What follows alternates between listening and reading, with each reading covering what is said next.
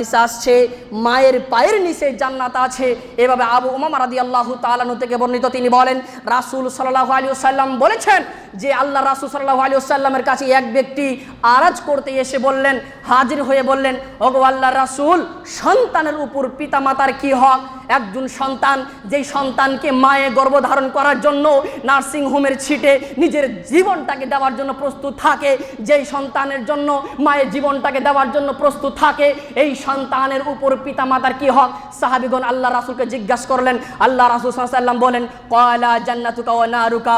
আল্লাহ রাসূল সাল্লাল্লাহু আলাইহি ওয়াসাল্লাম বলেন, শুনে রাখো, পিতামাতাই হচ্ছে তোমার জান্নাত, পিতামাতাই হচ্ছে তোমার জাহান্নাম। হুমা ওয়া কুল্লাহুমা কাওলান কারীমা।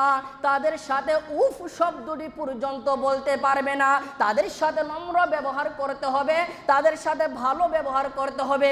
আল্লাহ সুবহানাহু ওয়া তাআলা 24 নম্বর আয়াতে বলেছেন, ওয়াখফিদলাহুমা জানাহাদ্দুল্লি মিনার রাহমা ওয়া কুর রাব্বিরহামহুমা কামা রাব্বায়ানি সগীরা।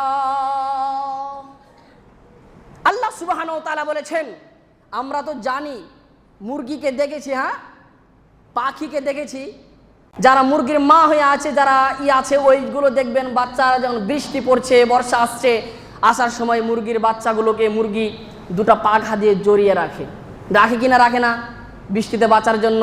যারা বাসাগুলো দেখবেন, পাখি যারা উপরে বাসা করে থাকে, দেখবেন পাখা দিয়ে বাচ্চাদেরকে ডিমগুলোকে জড়িয়ে রাখে। তো আল্লাহ সুবহানাহু ওয়া তাআলার এই এক্সাম্পলে তাফসীরের এখানে বুঝাতে চেয়েছেন, ওয়াখফিদলাহুমা জানাহাদ্দুল্লি মিনার রাহমা। পৃথিবীর মানুষ, তোমরা তোমাদের পিতামাতার সাথে এমনভাবে আচরণ করো, এমন ব্যবহার করো, তাদের সাথে এমন আচরণ তোমাদের দিলের মধ্যে গেঁথে রাখো, যেমন এই মুরগির বাচ্চা মুরগি তার বাচ্চাদেরকে আগলিয়ে রাখে, ঠিক একইভাবে তোমরা এইভাবে তোমাদের পিতামাতাকে নিজের দিল অর্থাৎ নিজের অন্তরে নিজের ভাবে জড়িয়ে রাখো। শুধু এই বলে নয়, আল্লাহ সুবহানাহু ওয়া তাআলা দোয়া করতে বলেছে, ওয়াকুর রব্বিরহামহুমা কামা রাব্বায়ানি সগীরা।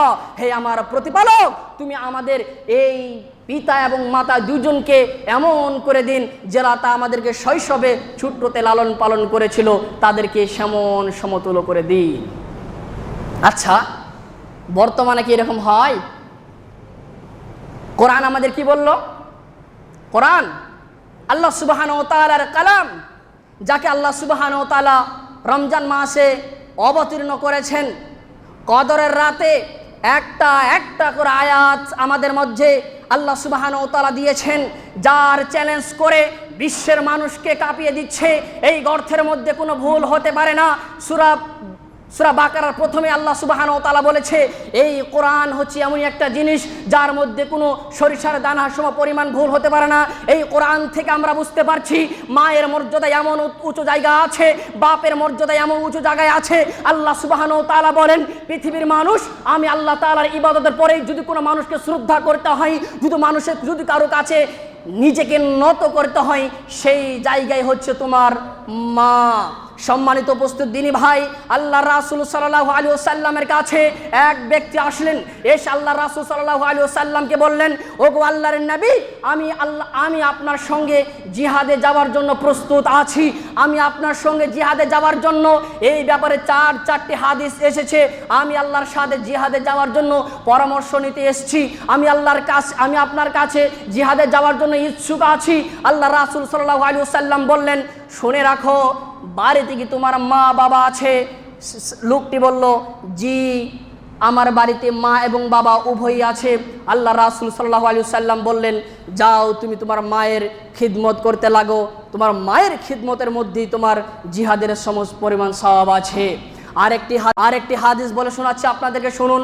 আল্লাহ রাসূল সাল্লাল্লাহু আলাইহি ওয়াসাল্লামের কাছে এক ব্যক্তি এসে বললেন, ওগো আল্লাহ রাসূল, আমার সম্পদ, আমার টাকা পয়সা আমার আব্বা খরচ করার জন্য প্রস্তুত, বারবার আমাকে বলছে টাকা পয়সা দে, আমাকে এই জিনিসটা দে। তো আল্লাহ রাসূল, এটা কেমন হতে পারে? তো আল্লাহ রাসূল সাল্লাল্লাহু আলাইহি ওয়াসাল্লাম বললেন যে, তুমি এবং তোমার সম্পদ, তুমি এবং তোমার টাকা পয়সা সবই হচ্ছে তোমার বাপের, অর্থাৎ টাকা পয়সাও তোমার টাকা মানে তোমার বাপের টাকা, তুমি মানে তোমার বাপের, অর্থাৎ তোমার বাপ তোমার টাকা পয়সা মূল যতখানি চাই নিবে, খরচা করবে, তুমি বাধা দিতে পারবে না।